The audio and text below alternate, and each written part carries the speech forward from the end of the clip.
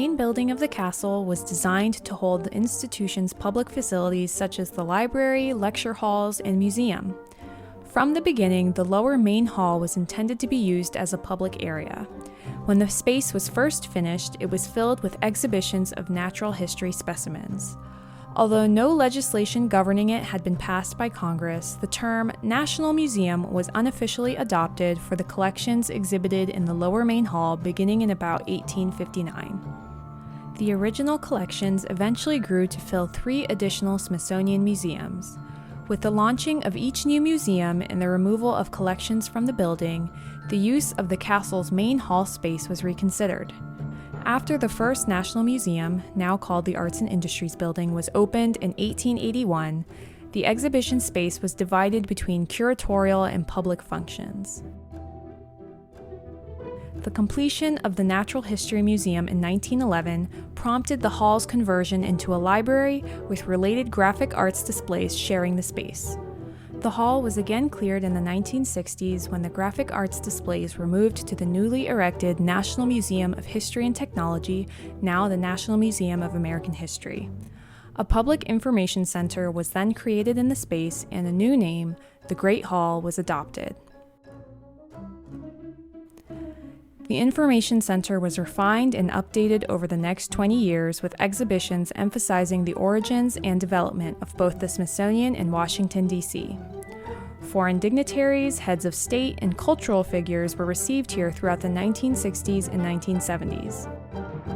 In the 1980s, the renovated Great Hall became the official home of the Visitor Information and Associates Reception Center and still serves as the gateway to the entire Smithsonian. In 1992, a gift shop was added to the Great Hall's northeast quadrant, followed in 2003 by a cafeteria occupying one of the former theater spaces. Its tables and chairs spill out into the hall's southeast quadrant.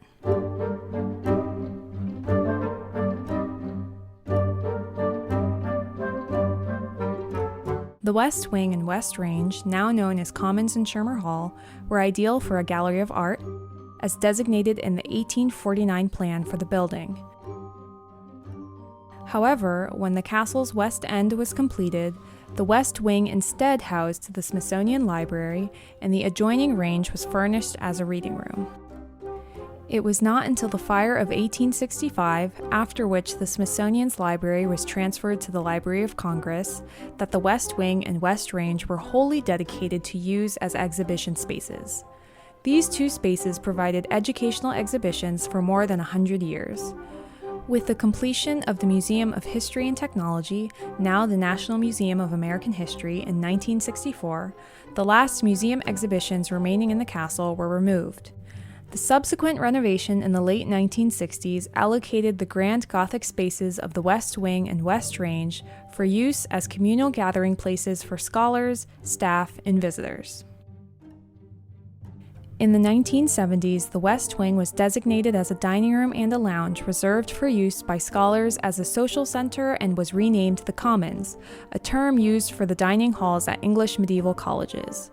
For the next 33 years, it was used as a dining hall until the Commons restaurant closed in 2003. The West Wing reopened to the public in 2004 with the exhibition America's Treasure Chest, featuring refurbished 19th century display cases filled with artifacts from all the Smithsonian's museums. While the Commons was used as a dining room, the West Range, Schermer Hall, provided additional dining room seating and a space for lectures and evening receptions.